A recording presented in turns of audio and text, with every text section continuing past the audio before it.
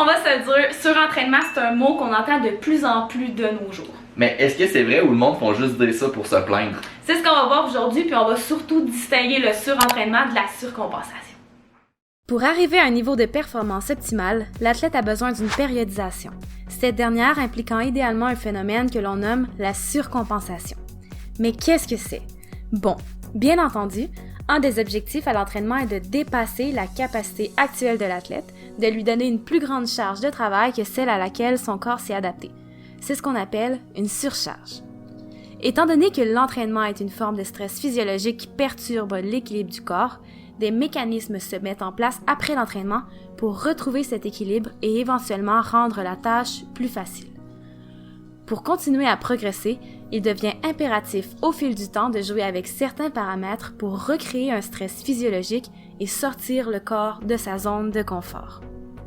La surcompensation est donc un phénomène ciblant l'augmentation intentionnelle des paramètres d'entraînement, et ce, au-delà du niveau initial de l'athlète. Durant une courte période de temps, la performance de l'athlète est diminuée car l'équilibre du corps est perturbé. Cette phase doit être suivie d'une période de récupération importante, en jours, semaines, afin de stimuler des adaptations physiologiques spécifiques à l'entraînement induit et dépasser le niveau actuel de l'athlète. Par contre, sans déborder du sujet, sachez que la récupération, qu'on appelle généralement un deload, n'est pas une période sans entraînement.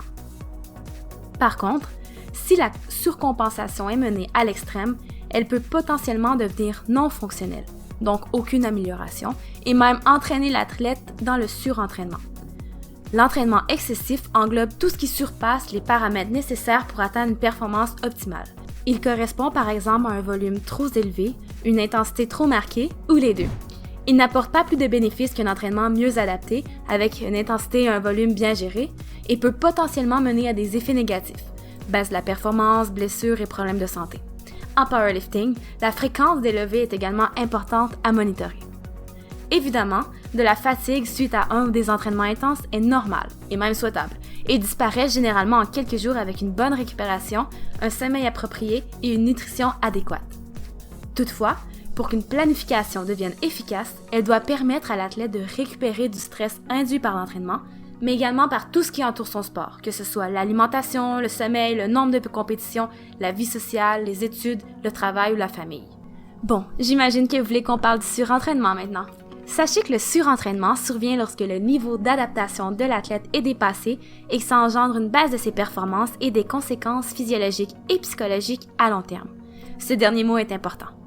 Généralement, la baisse de performance induite par la surcompensation requiert un maximum de 2 voire 3 semaines de récupération pour que les adaptations physiologiques prennent place, que la fatigue diminue et que la performance augmente à un niveau supérieur. La durée de la baisse de performance et de la fatigue est donc majoritairement ce qui distingue la surcompensation du surentraînement. C'est généralement au-delà de ces 3 semaines que l'on peut commencer à envisager le surentraînement. Ceci dit, il est souvent déjà trop tard au moment de s'en rendre compte. La ligne est donc très mince entre surentraînement et surcompensation. La baisse soudaine et prolongée de la performance et des fonctions physiologiques induites par le surentraînement ne disparaît malheureusement pas en quelques jours, et ce malgré du repos et une nutrition adaptée. La personne est également affectée au plan psychologique et émotionnel. Les symptômes liés au surentraînement correspondent à ce que l'on nomme le syndrome du surentraînement. Parmi les symptômes, on parle entre autres d'un changement d'appétit, d'une perte de poids, des problèmes de sommeil, de la nervosité, une baisse de la motivation, une baisse de la concentration, des émotions dépressives et une diminution du plaisir, entre autres. Le syndrome du surentraînement peut malheureusement prendre plus d'1 mois, voire plusieurs mois, à se rétablir. Par contre, sachez qu'il est encore très difficile d'étudier le syndrome du surentraînement et que ce terme se retrouve souvent utilisé à tort, peut-être même parfois comme excuse. En résumé, retenez que 1. De la fatigue est normale et souhaitable suite à un entraînement. 2.